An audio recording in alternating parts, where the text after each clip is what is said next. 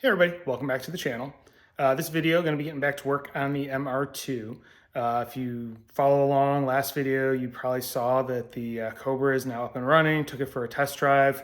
I have been taking it out, multiple days, just trying to get the thing to tune itself and learn. So I'll follow back up on that one, down the road, a few videos out. But have some stuff I need to get done on the MR2 now and get it ready for the upcoming show season. So I need to go underneath. I'm going to pull the shields off underneath the engine, go ahead and get the oil change, check for any leaks, and do a good inspection on it now that I've put some miles on it last year. Make sure nothing's rubbing as far as like AC lines, cooling lines, things like that. So gonna be getting back to work on that.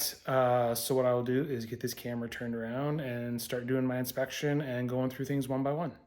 Last video, I showed you I pulled the wheels and tires off the MR2 and started doing a little inspection and found a little bit of an issue that I need to work on.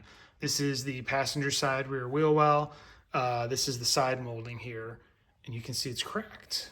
Looks like the tire was bumping up into it, so it's actually kind of rubbed here on this screw and rubbed in here. So I'm probably just gonna end up clearancing it because you can actually see it on the bumper cover there too, where it's rubbed a little bit. Looking at that rear tire, which is over here, you can see a slight mark where it's rubbing, but it's not bad. So I think it's just on a random big bump. That's what's doing it. I'm not sure if I can get a bump stop extension or something. I'll have to look and see what's in here, if there are any bump stops. I don't even know what suspension this thing has. I think these are original shocks based on what they're labeled as. At least the tubes are. But yeah, I don't know if this thing has upgraded springs. I haven't been able to find any markings on them. So they very well could just be all the takeouts from the 95 JDM MR2 that was used for the swap. And when looking at the shock, it does look like it's got some oil leakage and whatnot. So I'm probably going to be in the market for a new suspension for this car pretty soon. So we'll see. But yeah, I need to figure that out so I don't keep destroying things, but because I have a minor tire rub. I did look on the driver's side and there's no issues there. It doesn't look like anything's rubbing. So it does look like it's just isolated here to the suspension on the passenger side. So that is something I'm going to have to look into and resolve. Next thing on the list, while I figure out what I want to do about the rear suspension on this side, I'm going to crawl underneath, pull off the splash panels so I can check for leaks and everything, and then I got to start getting the oil drains so I get the oil changed on this thing for the season. So grab a creeper, crawl underneath, and get to work on that. Under the car, and I have the pan off. You can see the splash shield's gone. And to my surprise, no signs of leaking from the axle, which is where I thought I might have a leak. But everything looks pretty good. When I did find that one grease strip, it was right around, this area of the car where the axle, meets the engine. But looking around, I see no signs of anything wet, leaking, no oil residue on this side of the vehicle or anything. So that is very good news. The one spot I am seeing it a little bit on the car, at least underneath, is here on the driver's side. The linkage up here is wet. So I'm wondering if maybe I overfilled the transmission a little bit when I got everything ready and or when I was putting things together and it's just leaking out on this arm. I'm gonna have to look from up above, see if it's maybe just blown out the vent tube or something like that, and this is just where it's running down from. So something I do have to investigate there a little bit.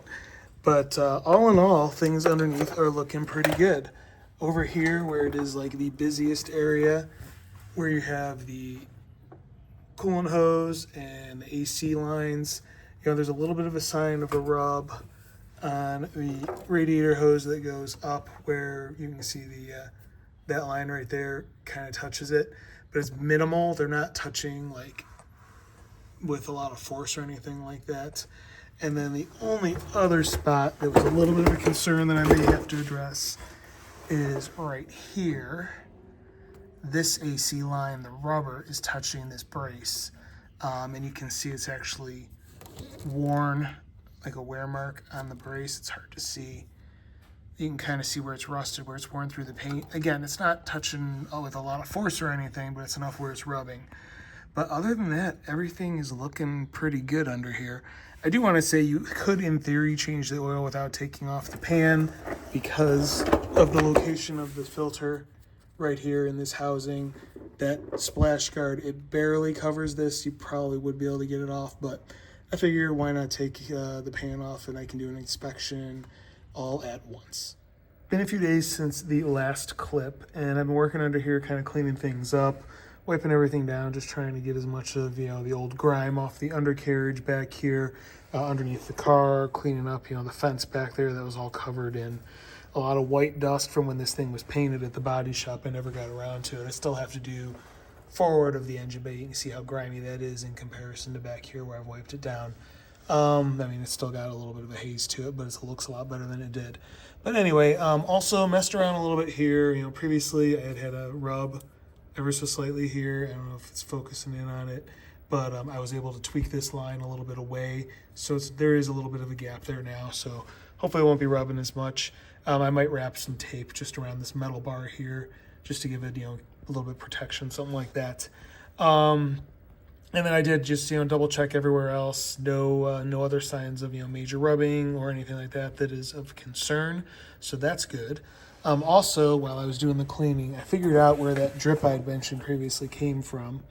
It's hard to see, but where this anodized ring goes on to the center carrier of the bearing for the axle, this is where it's coming out. So it's this side of it. I'm probably gonna have to pull the axles out. I'll probably pull both sides out just to make sure that everything's sealed. The other side seems to be fine, but this side, you can't really see it, but it definitely has a little bit of wetness there. So it's probably just over time. And after driving, when everything kind of liquefies, it's just dripping ever so slightly out of there. So I'm likely going to be pulling the rear suspension apart anyway to replace struts, or all the inserts in the struts, because this one on this side is leaking. And I also have to I think I have to replace the bump stops. I think that's my problem, why this thing's bottoming out and hitting the wheel arch. So I'm going to look at the bump stops, measure them, probably get new ones because the dust boot covers and everything on all four corners are shot. So I'm probably going to do like KYB GR2 inserts in all four corners. I believe these are stock 95 springs, so the GRT should be more than enough. I don't want a rough ride. This isn't a road race car. This is a car I just drive and enjoy. So, but anyway, when I do those suspension bits, I can pull these axles out and reseal them or whatever I need to do and get that resolved. That being said, next thing I'm going to do is go ahead, get the oil draining and get the filter changed. So that'll be all fresh for the upcoming season. Oil changes on these cars with this engine a little bit different than the original engine. Right now you can see the oil's draining. 14 millimeter wrench gets the bolt out. Once that's done draining, I'll get the bolt back in, and then you have to deal with the cartridge here. What you do is you use a socket extension, unscrew this little access cap here, and you can pre-drain the filter. If you buy a filter kit, it should come with a little adapter that plugs in there. Allows you to drain everything out of its cartridge housing, and then once that's drained, then you can actually unscrew the housing itself with a special tool. So I'll show you that in a minute, but just kind of give you an idea what you need to do the filter on one of these Siennas with the internal filter cartridge versus the external screw-on filter. Drain plug is back in and tightened down, so now I'm going to mess around with the filter. Like I said, you'll get the filter, and then you will get the two O-rings and then a nozzle for doing the draining of the housing. So I'm going to pull that nozzle out of this bag, and then go ahead and unscrew the access cap and then put this nozzle in, and then I can drain the filter housing. And this is pretty straightforward. You just use a 3/8 ratchet, and you can get it into here, and then just loosen up the actual access cover. And this is what it looks like when you have the cover off, a little cover here. Pretty straightforward. You'll have a couple of drips come out here, but nothing crazy. So I'm gonna go ahead and grab that insert. You can see it's threaded there, obviously, because this screws into it. So you just screw in the little tube adapter, and then everything should drain out of the bottom of the filter housing. And here you can see the little adapter is screwed in there, and we are draining. So I'm gonna let that drain for a minute, and then I can go ahead and pull the actual housing off and get the filter cartridge out. While that's finishing up, I just wanted to show you, this is the adapter that I have for doing the Toyota. You'll need the notch there, and then it's, you know, got the grooves or the cut-ins to grab onto the cartridge housing. So this is Capri, and that's the part number. I think I got this off Amazon or whatever, but just, you know, to let you know, you will need a specific filter housing removal tool to get the cap off and get the cartridge out. Cartridge housing has been removed. You know, this is what it's going to look like when you pull it down. It'll all come out, you know, with the filter in it. And again, you need that tool to go over those two ears and then grip onto the actual grooved portion here, whatever you want to call it. So yeah, I'm going to let this drain. It's pretty much done draining because, like I said, I pre-drained most everything out of the housing. So I can go ahead, grab this, pull the old cartridge out, replace the O-rings, and get everything ready to reinstall. Here is the filter housing, and then this is the new filter that's going to go in. I just double checked to make sure that it stacked up and met, or it was the same size as the other one to be safe, and it was. So you have two O-rings you have to replace, the one right here, and then the one that goes in the bottom for that little cover plate for pre-draining everything. So this will just pop out easily with, you know, a blade. This I normally just cut with an X-Acto knife so I don't have to fight with it. Get those out. Once those are out, you can go ahead and install the new ones. Just carefully walk them on so you don't damage anything on the threads of the housing. Old O-rings off, new main O-ring is in place. You can see it's got some oil on it, just helps get it to go on. And then I have the new filter pushed into place. That's the O-ring that'll go on the bottom, but it's best to put it on after you have the cell in place, or else it's just gonna fall out on you. So I'm gonna go ahead, get this cartridge housing reinstalled, and get everything buttoned up. And everything is reinstalled. One thing I forgot to mention is torque specs. Drain plug here, 30 foot-pounds. Filter housing, the actual filter housing, 18 foot-pounds. And the drain cap on the filter housing is 10 foot-pounds. So those are your torque specs for getting everything reinstalled. So we are good down here. It is time to just fill up the engine with some fresh oil. One of the really nice things about these types of filters is if you're like me and you want to inspect things, you don't have to cut open the cartridge or the actual external screw-on filter housing like you do with a traditional old school filter. You can just go ahead and pick up the insert, check it out, look between the pleats, make sure there's no issues, which I've already gone and done. No signs of anything bad, so that's a plus. So I'm gonna go ahead and start filling with oil. What I'm using for oil, this was it's a newer oil and it was recommended. It is Valvoline Restore and Protect, full synthetic, 5W30. I've got 7 quarts to go in. So I'm gonna go ahead, grab a funnel, and start filling this bad boy up. All set. Oil has been filled. Again, put 7 quarts in, which is what I've done in the past. That should be, you know, the right amount for one of these 2 GRs with the, this one's got the oil cooler on it and everything. And you do want to make sure you have plenty of oil in them. So all set there. And yeah, do believe that is where I'm going to end this video because it's pretty long at this point in time. Still have a lot to do on the car before it is back on the road for the year.